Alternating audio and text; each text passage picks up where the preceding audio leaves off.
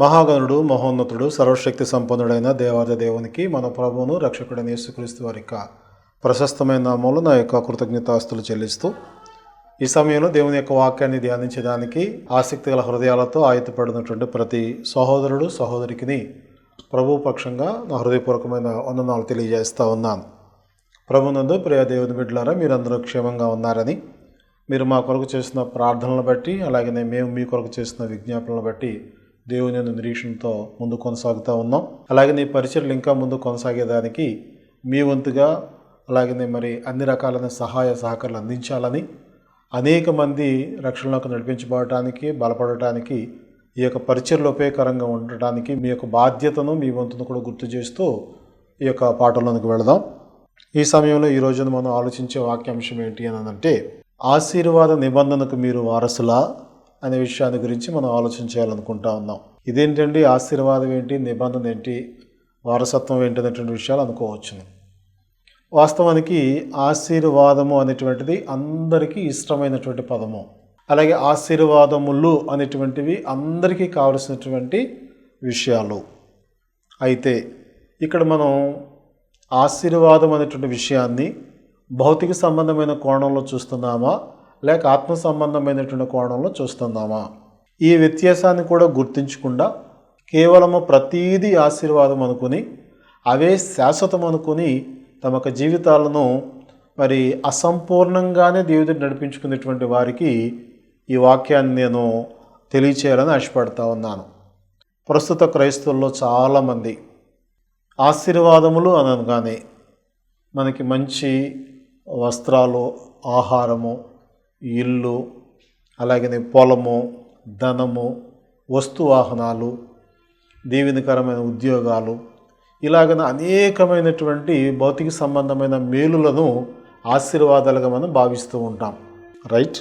అవన్నీ దేవుడిచ్చేటువంటి ఆశీర్వాదాలే, దీవెనలే, దేవుడు మన కొరకు సిద్ధపరిచినటువంటి ఈవులే, దానిలో కాదనడానికి సందేహం లేదు.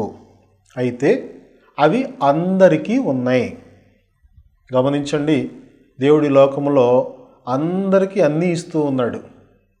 ఆకాశాన్ని అందరికీ పంచి ఇచ్చాడు, భూమిని అందరికీ పంచి ఇచ్చాడు, గాలిని అందరికీ పంచి ఇచ్చాడు, భూమిలో ఉన్నటువంటి సంపద అంతా తీసుకోగలిగే ప్రతి ఒక్కడికి సిద్ధంగా ఉన్నాడు. అలాగే ఎవరైతే కష్టపడతారో తమ కష్ట ఫలము అనిపించేటట్లుగా దేవుడు ప్రతి ఒక్కరిని దీవించాడు. కాబట్టి ఇవన్నీ దీవెనలే. కానీ ఇవే శాశ్వతమైనవి అనుకున్నట్లయితే మన క్రైస్తవ్యానికి, మన భక్తికి సరైన అర్థంలో మనం కొనసాగుతున్నట్లు కాదు. అందుకే ఈరోజు నేను చెప్పాలనుకున్న మాట ఏంటంటే, ఆశీర్వాద నిబంధనకు మనము వారసులమా?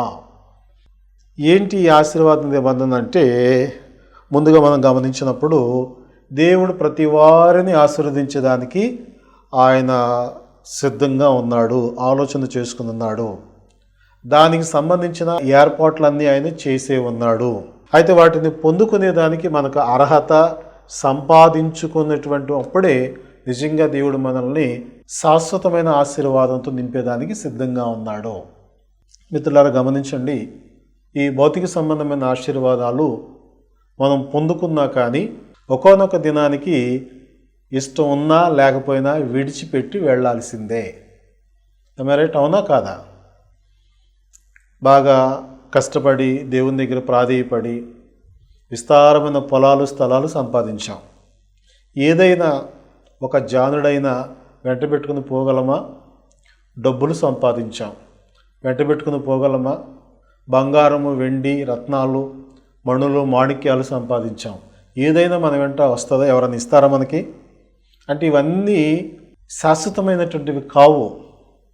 కేవలం ఈ భూలోకంలో బ్రతికినంత వరకు మనము సంతోషపడటానికి, వాటిని బట్టి మన పక్షంగా దేవుడు మహింపరచడానికి ఇచ్చేటువంటి ఆశీర్వాదాలే తప్ప అవే జీవితం అనుకుంటే పొరపాటే. అయితే నిజమైనటువంటి ఆశీర్వాదం ఏంటి అనేదంటే, ఈ ఆశీర్వాదం పొందేదానికి దేవుడు ఒక పద్ధతిని, ఒక క్రమాన్ని ఏర్పాటు చేసి పెట్టాడు. అపోస్తలుల కార్యములు 3వ అధ్యాయము 26వ వచనాన్ని మనం చదివినట్లయితే, దేవుడు తన సేవకును పుట్టించి మీలో ప్రతి వానిని వాని దుష్టత్వము నుండి మళ్లించటం వలన మిమ్మల్ని ఆశీర్వదించుటకు ఆయనను మొదట మీ యొద్దకు పంపానని చెప్పాను. ఈ వాక్య భాగాన్ని జాగ్రత్తగా మనం పరిశీలించినట్లయితే దేవుడు తన సేవకుడిని పుట్టించి అనగా లేపి అనేటువంటి మూలవాక్యాన్ని చెప్తా ఉన్నాడు. మీలో ప్రతి వానిని వాని దుష్టత్వం నుండి మళ్లించటం వలన మిమ్మల్ని ఆశీర్వదించాలని. అంటే ఆశీర్వదిస్తాడు ఆయన పుట్టించిన సేవకుడి ద్వారా. అయితే ఆశీర్వాదం ఎట్లా వస్తుంది? ప్రతి వానిని వాని దుష్టత్వము నుండి మళ్లించటం వలన. అంటే దుష్టుడుగానే బ్రతికేటువంటి వాడికి ఈ సేవకుని ద్వారా కలిగే ఆశీర్వాదం రాదు. ఎప్పుడు వస్తుంది అంటే ఆ దుష్టత్వం నుండి మళ్లించటం వల్ల మిమ్మల్ని ఆశీర్వదించడానికి ఆయనను అనగా సేవకుడిని మొదట మీ యొద్దకు పంపాడు అని ఆనాడు యూదులతో పేతురు మాట్లాడుతూ ఉన్నాడు. కనుక ఆ మాట్లాడినటువంటి మాట ప్రకారమే ఈరోజు మనము కూడా మరి ఆ ఆశీర్వాద సంబంధమైన వాగ్దానానికి వారసులుగా ఉన్నామా, లేక తాత్కాలికమైన విడిచిపెట్టేటువంటి ఆశీర్వాదానికి వారసులుగా ఉన్నామా అనే విషయాన్ని మనం గ్రహించాలి. మొదటగా మనం గమనించినట్లయితే ఆ సేవకుడిని దేవుడు మహిమపరిచాడు అని అనేక సంగతులు చెప్తూ ఉంటాడు. అపోస్తలుల కార్యములు 3వ అధ్యాయము 13వ వాక్యం మనం గమనించినప్పుడు, అబ్రహాము, ఇస్సాకు, యాకోబు అని వారి దేవుడు అనగా మన పితరుల దేవుడు తన సేవకుడని యేసును మహిమపరిచి ఉన్నాడు, మీరు ఆయనను అప్పగించితిరి. గమనించండి, ఇక్కడ యేసును గురించి మాట్లాడుతూ దేవుడు ఆయనను మహిమపరిచి ఉన్నాడు అని చెప్పాడు. మహిమపరచటం అంటే ఎట్లాగనా? ఒక వాక్యాన్ని అక్కడ ఆగుదాం. ఆ తర్వాత మనం గమనించినట్లయితే యోహాను సువార్త 8వ అధ్యాయము 54వ వచనం కూడా చదువుదాం. అందుకు యేసు, నన్ను నేనే మహిమపరుచుకొనిన ఎడల నా మహిమ వట్టిది. మా దేవుడని మీరెవరిని గురించి చెప్పుచున్నారో ఆ నా తండ్రియే నన్ను మహిమపరిచి ఉన్నాడు అని చెప్తా ఉన్నాడు. గమనించారా? మొదటి వాక్యం మనం గమనించినప్పుడు దేవుడు యేసును మహిమపరిచి ఉన్నాడు అని చెప్పాడు. అలాగనే యేసు ప్రభు స్వయంగా తనను గురించి ఏం చెప్తా ఉన్నారు? మీరు ఎవరైతే మా తండ్రి అని చెప్పుకుంటున్నారో ఆ మీ తండ్రి అని చెప్పుకునేటువంటి ఆయనే నన్ను మహిమపరిచి ఉన్నాడని చెప్పి యేసు ప్రభు కూడా చెప్పాడు. ఫిలిప్పీ పత్రిక 2వ అధ్యాయము 9వ వచనం మనం పరిశీలించినప్పుడు ఇక్కడ యేసు యొక్క మహిమను గురించి మనం గమనిస్తే, అందుచేత పరలోకమందున్న వారిలో కానీ, భూమి మీద ఉన్నవారిలో కానీ, భూమి క్రింద ఉన్నవారిలో కానీ ప్రతివాని మోకాళ్ళును యేసునామమున వంగునట్లును, ప్రతివాని నాలుకయు తనైన దేవుని మహిమార్థమై యేసుక్రీస్తు ప్రభువుని ఒప్పుకున్నట్లును దేవుడు ఆయన అధికముగా హెచ్చించి ప్రతి నామమునకు పైనామమును ఆయనకు అనుగ్రహించెను. ఈ 3 వచనాల్లో మనం గమనిస్తే దేవుడు యేసును మహింపరిచాడు. ఆ యేసు అంటున్నాడు, మీ తండ్రి నన్ను మహింపరిచాడు అన్నాడు. అలాగనే పౌలు కూడా మరి యేసును దేవుడు అధికముగా హెచ్చించాడు అని చెప్పాడు. ఇంకా అలాగనే హెబ్రీ పత్రిక 2:9 కూడా చూస్తే మహిమా ప్రభావములతో కిరీటము ధరించిన వానిగా ఆయన హెచ్చించాడు అని చెప్పాడు. ఈ విషయాలన్నింటిలో మనం గమనిస్తే దేవుడు యేసును మహిమపరచటంలో లేక హెచ్చించటంలో ఘనపరచటంలో ఏ పద్ధతిలో జరిగిందది? దేవుడు యేసును మహిమపరిచాడు అంటే ఎక్కడైనా ఉన్నతమైన సింహాసనం మీద కూర్చోబెట్టాడా, లేకపోతే యేసుకు ఈ భూలోకంలో ఉన్నటువంటి వాటన్నిటిలో అనేకమైనటువంటి పొలాలు స్థలాలు ఇచ్చాడా, లేకపోతే ఎక్కడైనా ఒక రాజుగా అభిషేకించి ఆయన తల మీద ఒక కిరీటాన్ని ఏమన్నా పెట్టాడా? ఎలాగన హెచ్చించాడు, ఎలాగన మహింపరిచాడు, ఏ విధంగా ఆయన్ని ఆధిక్యతను సమకూర్చాడు మీరు గమనించాలి. ఈ రోజున క్రైస్తవులైన చాలామంది ఏమనుకుంటున్నారు అంటే, దేవుని పిల్లలు అయిన తర్వాత మనం ఎంత బాగా డబ్బు సంపాదిస్తే అంతగా ఆశీర్వాదం పొందినట్టు అనుకుంటున్నారు. మనం ఎంత బాగా వస్తు వాహనాలతో తొలుతూగుతూ ఉంటే అంత బాగా ఆశీర్వదించినట్టు అనుకుంటున్నారు. ఇలాగన భూ సంబంధమైన స్థితిగతులు మారిపోయి గత జీవితానికి ఇప్పుడు జీవితానికి తేడా తెలియనంతగా ఎదిగితే అది ఆశీర్వాదం అనుకుంటున్నారు. గమనించండి ప్రియులారా, అవన్నీ భూ సంబంధమైనటువంటి గొప్పతనాలు. కానీ దేవుడు యేసుని పుట్టించి హెచ్చించిన విధానం మనం గమనిస్తే ఆయన వ్యక్తిత్వంలో హెచ్చించబడ్డాడు, ఆయన పరిచర్య స్టైల్లో హెచ్చించబడ్డాడు. తండ్రి మాట చెప్పింది చెప్పినట్టుగా విధేయత చూపించే క్రమంలో ఆయన అధికంగా హెచ్చించబడ్డాడు తప్ప కేవలము వస్తు వాహనాలను లేకపోతే ఇంకా భూ సంబంధమైన వేటిని బట్టి ఆయన హెచ్చింపబడిన స్థితి ఆయనకు లేదు. ఇంకా చెప్పాలంటే ఆయనకి తలవాల్చుకున్నటకు జానుడు చోటైనా లేదని చెప్పాడు ఆయనే. నక్కలకు బొరియలు ఉన్నాయి, ఆకాశ పక్షులకు గూళ్ళు ఉన్నాయి, కానీ మనిషి కుమారుడికి తలవాల్చుకునే దానికి జానుడు చోటు కూడా లేదు అని చెప్పాడు. ఇప్పటికీ లేదు ఆయనకి ఈ భూమి మీద. గమనించండి, చాలామంది పేతురు గారికి దేవాలయం కట్టేస్తారు, ఆంధ్రేయ గారికి దేవాలయం కట్టేస్తారు, పౌలు గారికి దేవాలయం కట్టేస్తారు, అలాగే అందరి భక్తులకి ఆస్తులు సమకూర్చి పెడతా ఉన్నారు. కానీ యేసు ప్రభుకి ఆస్తి ఏదండి భూమి మీద? గమనించండి, అదే ఆశీర్వాదం అంటే. అది మనకు అర్థం కావటం కోసం ఆయన కూడా ఈ భూమి మీద సరైనటువంటి రీతిలో దేవుని చేత మహిమ పొంది, అంటే వ్యక్తిత్వాన్ని బట్టి, పరిచర్యను బట్టి, విధేయతను బట్టి ఆయన యొక్క జీవితం యొక్క విలువను పెంచుకొని అదే విధానంలో మనలను కూడా ఆశీర్వాదానికి వారసులుగా చేయాలని ఆలోచన కలిగి ఉన్నాడు. ఆ ఆశీర్వాదానికి మన వారసులు అవ్వాలి అనంటే మనం ప్రస్తుతం ఉన్నటువంటి దుష్టత్వం నుంచి మనం తప్పించబడాలి, అనగా పాపం నుంచి మనం దూరం అయిపోవాలి. కనుక దానికి సంబంధించిన కొన్ని వచనాలు మనం గమనించినట్లయితే యేసు ప్రభువుని గురించి కొన్ని వాగ్దానాలు, కొన్ని ప్రవచనాలు చెప్పబడ్డాయి.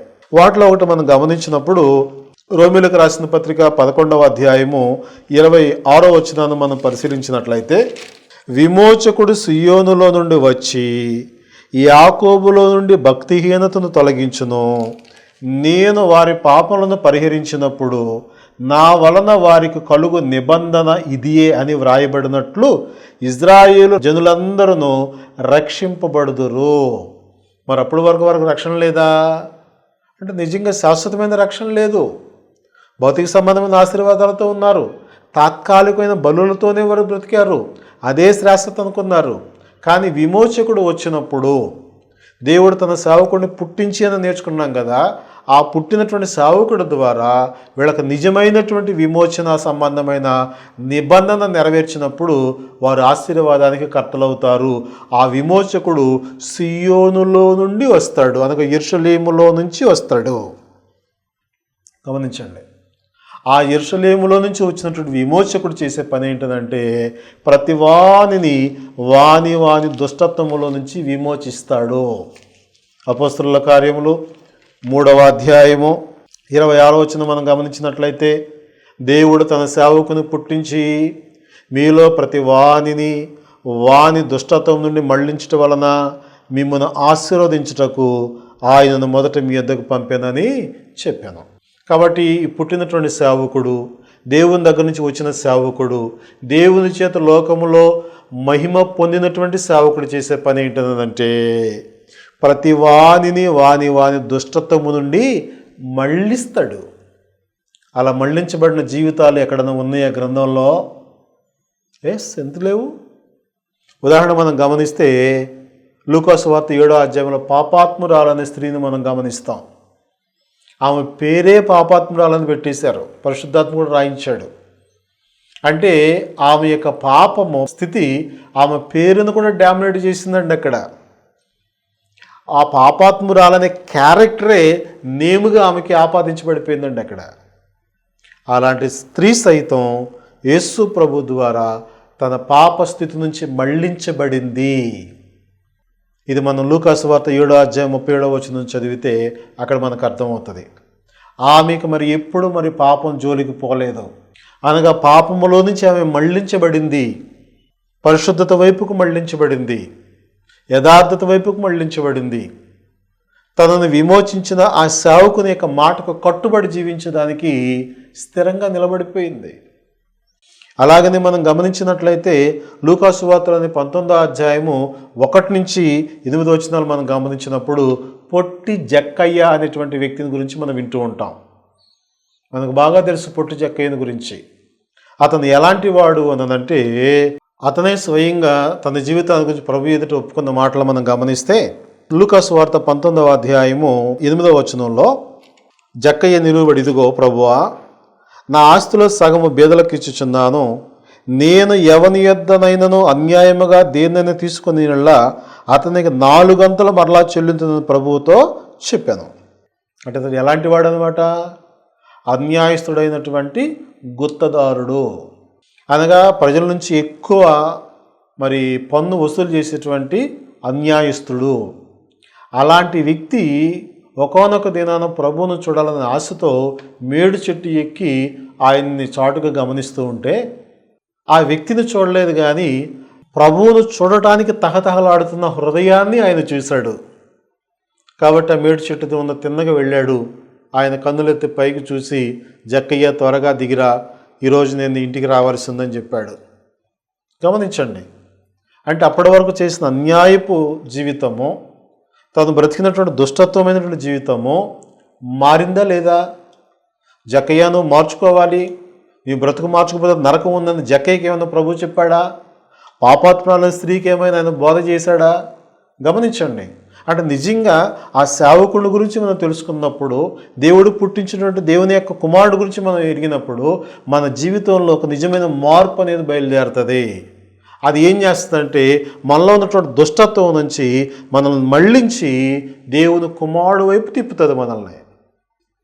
అది ఏదైనా సరే, ఎలాంటి పరిస్థితి అయినా సరే.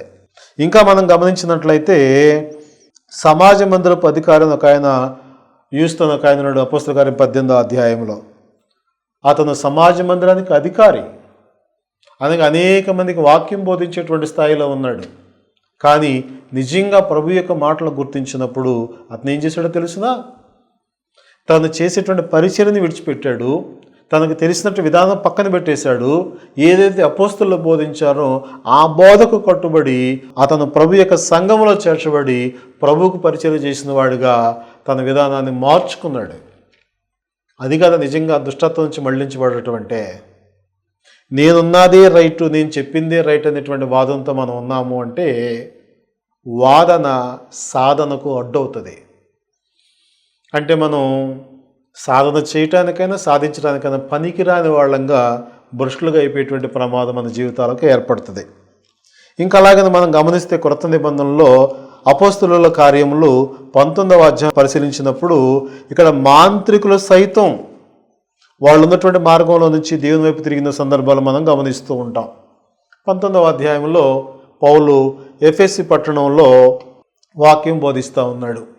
అలాగనే దురాత్మలు పట్టినటువంటి వాళ్ళ దగ్గర, అలాగనే సాతాను చేత పీడింపబడేటువంటి వారి దగ్గర యేసునామాన్ని ఉచ్చరించి వారిని స్వస్థపరుస్తూ ఉన్నాడు. అయితే అదే పట్టణంలో స్కెవయ అనేటువంటి ఒక యూదుడు ప్రధాన యాజకుడిగా ఉంటూ, గమనించండి, యూదుడు ప్రధాన యాజకుడిగా ఉంటూ అతను తన 7 కుమారులకు మాంత్రిక విద్యను అభ్యసింపజేశాడట. అతడు యూదుడయ్యుండి, చూడండి, యూదుడికి పాత నిబంధన కాలం నుంచి దేవుడు చెప్పాడు, తంత్ర మంత్రాలను కానీ, శకునాలను కానీ, జ్యోతిష్కాలను కానీ, సోది కానీ ఇవన్నీ దరిచారనీయకూడదని చెప్పాడు. కానీ అతడు యూదుడయ్యుండి ప్రధాన యాజకుడిగా ఉంటూ కూడా తన పిల్లలకు మాంత్రిక విద్య నేర్పించాడు. ఆ విద్య ద్వారా దయ్యాలు పోగొట్టుకుంటూ బ్రతికిపోయేటువంటి వాళ్ళు పౌలు యేసునామాన్ని ఉచ్చరిస్తూ ఉంటుండగా మనం ఎందుకు ఉచ్చరించకూడదని చెప్పేసి యేసునామాన్ని ఉచ్చరించి వాళ్ళ లాభాన్ని పెంపొందించుకోవాలని ప్రయత్నం చేశారు. అప్పుడు ఏం జరిగింది గమనించండి. ఆ దయ్యం పట్టినటువంటి వాళ్ళు పౌలెవరో మాకు తెలుసు, యేసెవరో మాకు తెలుసు, ఇంతకీ మీరెవరని వారిని అవమానపరిచి దిగంబరులుగా చేసి అవమానపరిచినందున వాళ్ళు అక్కడి నుంచి పారిపోతే మిగిలినటువంటి వారు చాలామంది మాంత్రిక విద్యగా నేర్చుకున్న వాళ్ళు ఉన్నారే, వాళ్ళందరూ కూడా ఏం చేశారు అనంటే అపోస్తలుల కార్యములు 19వ అధ్యాయము 18-19 వచనాలను చదువుదాం. విశ్వసించిన వారు అనేకులు వచ్చి తాము చేసిన వాటిని తెలియజేసి ఒప్పుకొనిరి. మరియు మాంత్రిక విద్య అభ్యసించిన వారు అనేకులు తమ పుస్తకములు తెచ్చి అందరి ఎదుట వాటిని కాల్చివేసిరి. వారు లెక్క చూడగా వాటి వెల 50,000 వెండి రోకలాయను. చూడండి, మాంత్రిక విద్యను అభ్యసించి మంత్రతంత్రాలతో చలామణి అయిపోయేటువంటి వాళ్ళు సైతం పౌలు చెప్పిన దేవుని యొక్క వాక్యాన్ని బట్టి వాళ్ళ బ్రతుకులను మార్చుకున్నారు. వారు ఉన్నటువంటి కాని మార్గంలో నుంచి మళ్లింపబడ్డారు. వాళ్ళ దుష్టత్వంలో నుంచి నీతిలోనికి వాళ్ళు చేర్చబడ్డారు. ఇది కదా నిజమైనటువంటి ఆశీర్వాదం. గమనించండి, ఇటువంటి ఆశీర్వాదాన్ని మనం పొందుకొనకుండా కేవలము వస్తు వాహనాలను ఇంకా ఏదో భూ సంబంధమైనటువంటి ఈవులను పొందుకొని ఇవే దేవుని ఆశీర్వాదం భ్రమపడుతూ ఉంటే ఎవరు మనల్ని బ్రతికించేది, ఎవరు మనల్ని కాపాడేది? దేవుని కృప లేకుండా, దేవునితో సమాధానం లేకుండా, దేవునితో ఐక్యత లేకుండా నీకు ఎంత డబ్బున్నా కానీ నీ రోగాన్ని తగ్గించగలదా? దేవునితో సమాధానపడి సంతోషం లేకుండా ఎంత విలువైన ఆహారం తీసుకున్నా నీకు సంతోషం కలుగుతుందా? ఒక్కసారి ఆలోచించండి. ఇవన్నీ దేవుని ఎదగటానికి మనకు ఉపయోగపడాలి తప్ప దేవుని నుంచి దూరం చేయటానికి కాదు. ఇవన్నీ దేవుని మరింతగా మహింపరచడానికి ఉపయోగపడాలి తప్ప దేవుని యొక్క నామాన్ని తగ్గించి మనల్ని మనం గొప్ప చేసుకోవటానికి కాదు. కనుక ఇలాంటి విధానంలో మనం మళ్ళించబడితే, నిజంగా దుష్టత్వంలో నుంచి మళ్ళించబడితే, నిజము కాని భక్తిలో నుంచి మనం మళ్ళించబడితే, నిజము కాని మార్గంలో నుంచి నిజంగా మనం మళ్ళించబడితే అది కదా నిజమైనటువంటి ఆశీర్వాదం. జాగ్రత్తగా గమనించండి, అది ఆశీర్వాదం. అలాంటి ఆశీర్వాదం అనేటువంటిది వాగ్దాన సంబంధమైన ఆశీర్వాదం సుమా. భూ సంబంధమైన ఆశీర్వాదాలు తాత్కాలికమైన ఆశీర్వాదాలు, అవి కావాలి. కానీ ఎంతవరకు అంటే దేవునికి మనల్ని దూరం చేయనంత వరకు కావాలి. ఒకవేళ దేవునికి దూరం చేసేంతగా ఎదుగుతుందంటే దాన్ని అక్కడ తుంచుకొని దేవునితోనే సంబంధం కొనసాగించడం మనకు బెటరు. ఇలాగ ఆశీర్వదింపబడినటువంటి వారిని గురించి మనం ఆలోచన చేసినట్లయితే, ఇందాక మనం చదివినట్లుగా అపోస్తల కార్యాలు 3వ అధ్యాయము 26వ వచనంలో మనం చదివాం కదా. దానికంటే ముందున్నటువంటి 25వ వచనాన్ని కూడా ఒకసారి మనం చదువుదాం. ఆ ప్రవక్తలకును దేవుడు అబ్రహాముతో నీ సంతానమందు భూలోక వంశములన్నీ ఆశీర్వదింపబడదని చెప్పి మీ పితరులతో చేసిన నిబంధనకు మీరు వారసులై ఉన్నారు. గమనించారా? ఎవరినైతే దేవుడు పంపించాడో, ఎవరినైతే పుట్టించాడో ఆ సేవకుని యందు విశ్వాసం ఉంచి ఆయన మాటకు లోబడిన వారు ఎవరైతే ఉన్నారో వారిని గురించి దేవుడు ఎప్పటి నుంచో తెలియజేస్తూ వచ్చాడు. ఆ తెలియజేసిన సందర్భం ఏంటంటే అబ్రహాము ద్వారా, అనగా నీ సంతతి ద్వారా భూలోక వంశాలన్నీ ఆశీర్వదిస్తానని చెప్పాడు. ఆ ఆశీర్వాదము నిబంధన సంబంధమైన ఆశీర్వాదము. కనుక ఆ నిబంధన ఎలాంటిది అన్నదంటే ఒకసారి గలతీలకు రాసిన పత్రిక 3వ అధ్యాయము 7వ వచనం నుంచి మనం పరిశీలించినట్లయితే, కాబట్టి విశ్వాస సంబంధులే అబ్రహాము కుమారులను తెలుసుకొనుడి, దేవుడు విశ్వాస మూలముగా అన్యజనులను నీతిమంతులుగా తీర్చున్న లేఖనం ముందుగా చూసి నీ యందు అన్యజనులందరూ ఆశీర్వదింపబడని అని అబ్రహామునకు సువార్త ముందుగా ప్రకటించను. కాబట్టి విశ్వాస సంబంధులే విశ్వాసమగల అబ్రహాముతో కూడా ఆశీర్వదించబడుదురు.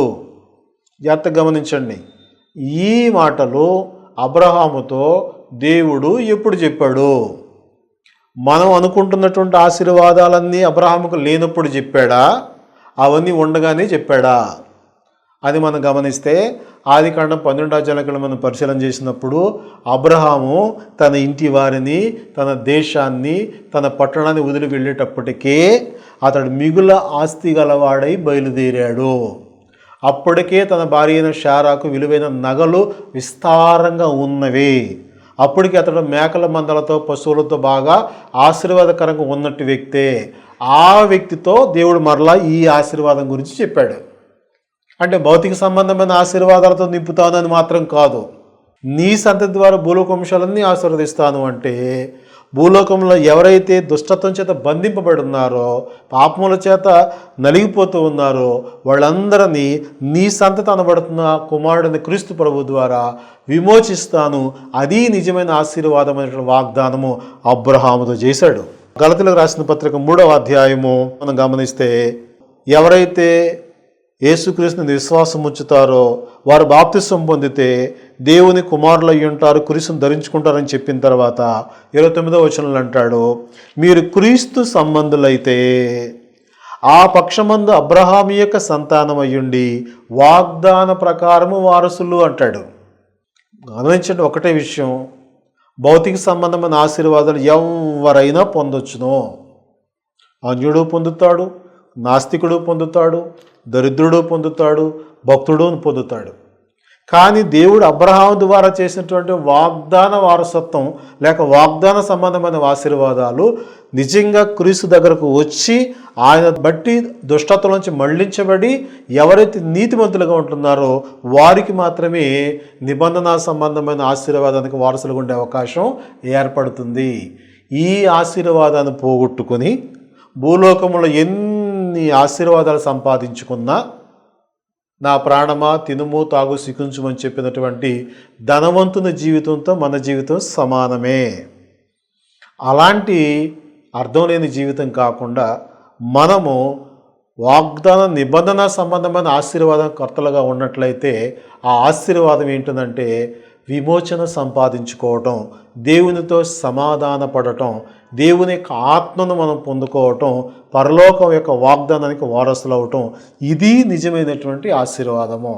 ఈ ఆశీర్వాదం ఉన్న వాళ్ళకి ఎల్లప్పుడూ సంతోషం ఉంటుంది, ఎల్లప్పుడూ సమాధానం ఉంటుంది. దేవుడు ఎప్పుడు వరకు తోడుగా ఉంటాడు. వారి జీవితంలో సమస్తమైన మేలు చేత నింపి వాళ్ళని ఆశీర్వదిస్తూనే ఉంటాడు అన్ని విధాలుగా. అలాంటి శ్రేష్టమైన ఆశీర్వాదం కర్తలు అవ్వాలి అని అంటే కేవలం భౌతిక సంబంధమైన వాటి మీద మాత్రం దృష్టి పెట్టకుండా దేవుడు చెప్పిన నిబంధన సంబంధమైన ఆశీర్వాదాల మీద దృష్టి పెట్టగలిగితే అవి పొందుకుంటాం, ఇవి పొందుకుంటాం, దేవునికి మహిమకరమైన పాత్రలకు బ్రతుకుతాం. అలాంటి శ్రేష్టమైన జీవితాన్ని పొందేదానికి దేవుడు ఈ వాక్యం ద్వారా మనల్ని అందరూ కూడా నడిపించాలని ఆశిస్తూ శ్రద్ధగా ఉన్న మీ అందరికీ నా యొక్క వందనాలు తెలియజేస్తూ ఈ మాటలు ముగిస్తూ ఉన్నాను. ప్రార్థించుకుందాం. మమ్మల్ని మిక్కిలిగా ప్రేమించిన మా తండ్రి, మీ ఘనమైన శ్రేష్టమైన మనకి కృతజ్ఞతలు, స్తోత్రాలు. ఆయన ఈ సమయంలో మేము వాగ్దాన సంబంధమైన ఆశీర్వాదం గలవారమా లేక భౌతిక సంబంధమైన ఆశీర్వాదానికి కర్తలుగా ఉన్నామనే విషయం పరిశీలించాం. కేవలం భౌతిక సంబంధమైన ఆశీర్వాదాలు అయితే వాటన్నిటిని ఒక్కొక్క దినాన్ని విడిచి మీరు ఒట్టి చేతులతో వెళ్ళిపోవాలి. లేదు వాగ్దాన సంబంధమైన ఆశీర్వాదము అనగా మరి పాపక్షమాపణ, రక్షణ, సమాధానము, నెమ్మది అనేటువంటి వాటితో మేము ఉండగలిగితే అవి ఈ లోకమందును పరలోకమందు కూడా మాకు తోడుగా ఉంటాయి. అలాంటి ఆశీర్వాదం కర్తలుగా మమ్మల్ని అందరిని ఆయుధపరచమని, మీరే మహిమ గంత ప్రభావాలు పొందుకొనమని ఈ మనవులన్నీ మా ప్రభు యేసుక్రీస్తు వారి పేరట అడుగుచున్నాము తండ్రి. ఆమేన్. మీ అందరికీ వందనాలండి.